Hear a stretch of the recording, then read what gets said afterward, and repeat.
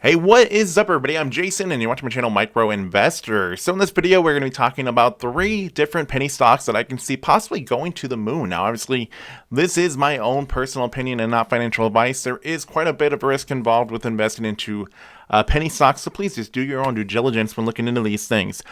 But anyways, these are ones that I think that do have quite a bit of potential. So as we get to it, if you guys don't mind, please do me a huge favor. As you know, always smash, destroy, and annihilate that like button because that helps me out a lot with the YouTube algorithm and it helps spread my videos to more people that might find it interesting. Also, subscribe if you have not already. And if you are interested in being a Patreon, I have one. Link is in the description. And I do have a private Discord attached to that. Thank you to all the Patreons. All right, everybody, let's get to it.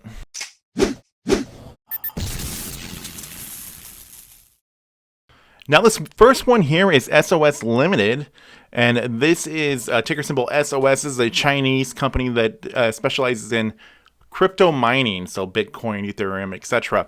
But that's what their business model is, and keep in mind that where this company is located, where their headquarters are, because some people don't like to invest in companies that are not based out of the United States.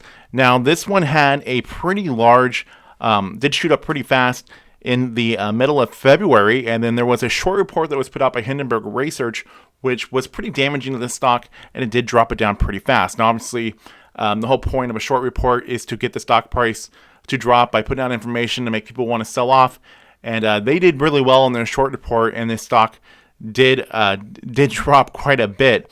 Now, you have to do your own due diligence with that and see if this is something that you're still interested in investing into. Now, obviously, do keep in mind what a short report is. But this company now is just strictly a pure crypto mining play now. That is what they're specializing in. Now, even after that news came out from the Hindenburg Research, there has been much positive news coming out about SOS. So this is an article from March 15th. This one is talking about SOS has been transmitting away from the traditional business of providing lenders with consumer credit data and toward blockchain and cryptocurrency opportunities. In February, it deployed 5,000 mining rigs for Bitcoin and Ethereum, or Ether, I'm sorry, and the tokens native to Ethereum blockchain network. Today's announcement doubles this to 10,000 total mining rigs in operation. So that was March 15th. And then we got some new news that just came out here, even more recent. This is on March 24th, yesterday from the date of filming this.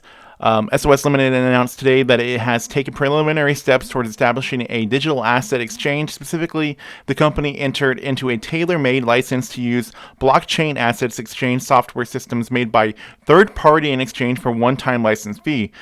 Once the software is installed and operational, the company expects to establish a digital asset exchange. The company also intends to offer security and insurance services for digital assets.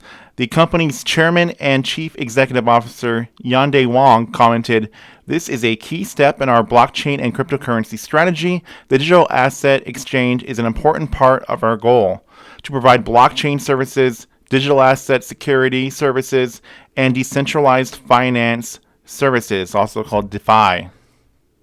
Now, keep in mind that these Bitcoin mining companies, what they do is they generate all the revenue from mining Bitcoin. They don't really put out a lot of expenses other than the fact that they have to buy the machinery to do so.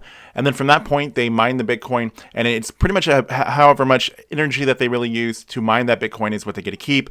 And the more that they work on it, the more they have. Now, they don't usually sell a whole lot of their Bitcoin. They usually keep that and expect the Bitcoin to gain in value. So that's one of the ways that the revenues have potential to gain a lot of money is when they are producing that Bitcoin, that they can be holding it, and Bitcoin could be going up in value. Now, at the moment of filming this right now, Bitcoin is down a bit from where it was just a little while ago. Not that long ago, it was had gone above $60,000 per Bitcoin. Now, at the moment, it is $52,000 per Bitcoin. So if we see Bitcoin go up, then obviously all these Bitcoin mining stocks would see an increase in their price. So this next one is Boxlight Corporation, ticker symbol BOXL.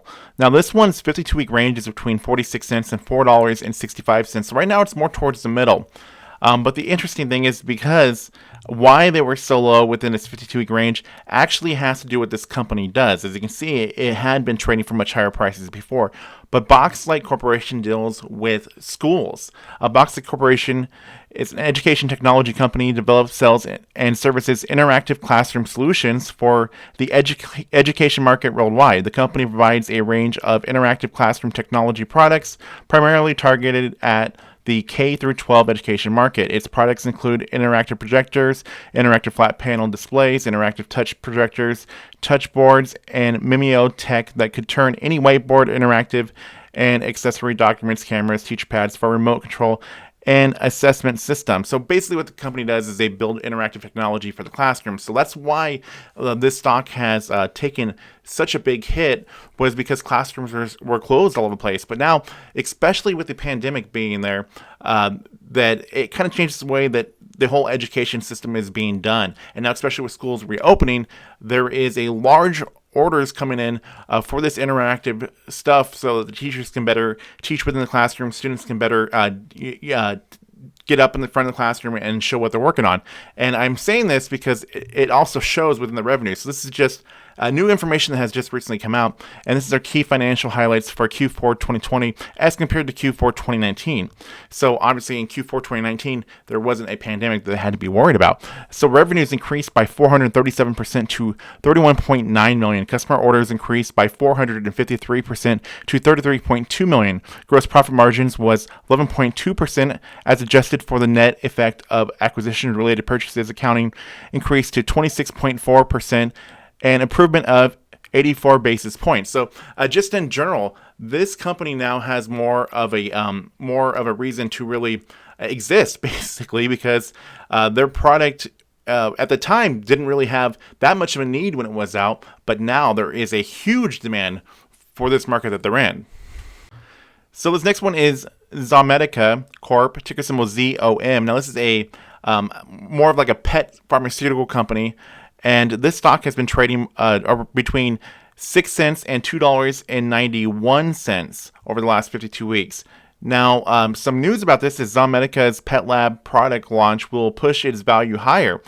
ZOM stock is worth between $2.45 to $3.17 if it can achieve a 10% share of the pet diagnostic market.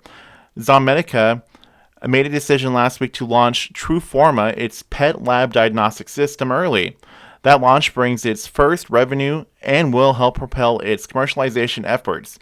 Now, there's other article here, also from Investor Place. It says TruePharma can save lives. The first buyer of TruePharma was Guardian Veterinarian Specialist, a New York State specialty pet hospital about 50 miles from New York City. Guardian's founder and president, Jason Berg, practiced veterinary neurology since 2000. Berg's excited about TruePharma and what it can do for the four-legged patients and their concerned owners. He believes the on-site thyroid testing for dogs and cats can save the lives of companion animals from coast to coast. With more than 70 patients issued or pending, TruePharma's technology appears to be a home run in the field of veterinarian medicine. Although a speculative bet, if you own a cat or dog, you owe it to yourself to find out more about the product, both as an investor and a pet owner. So it sounds like the product has a lot of potential, and it has some praise from veterinarians. So that is a good thing, especially that this stock is now sitting in the middle of its 52-week high. So anyways, I'd like to hear you guys' thoughts about these 3 penny stocks that I mentioned in this video. Now, by the way, for you that want to know, I am not paid by anybody to talk about stocks. I do this as a hobby, and I know that some YouTubers do talk about stocks that are paid for it, so there is no sort of stock promotion within my videos. I just give my own personal opinions. But feel free to suggest different stocks that are penny stocks, and you want me to talk about them. I'll look into them, and hey, I'll mention them if it's something that's worth talking about, or if enough people are talking about it, I will make a video talking about it. But anyways, everybody, please like, share, comment, and subscribe. New videos coming out on my channel all the time. Thank you guys for watching. I'll see you all in the next video coming very soon.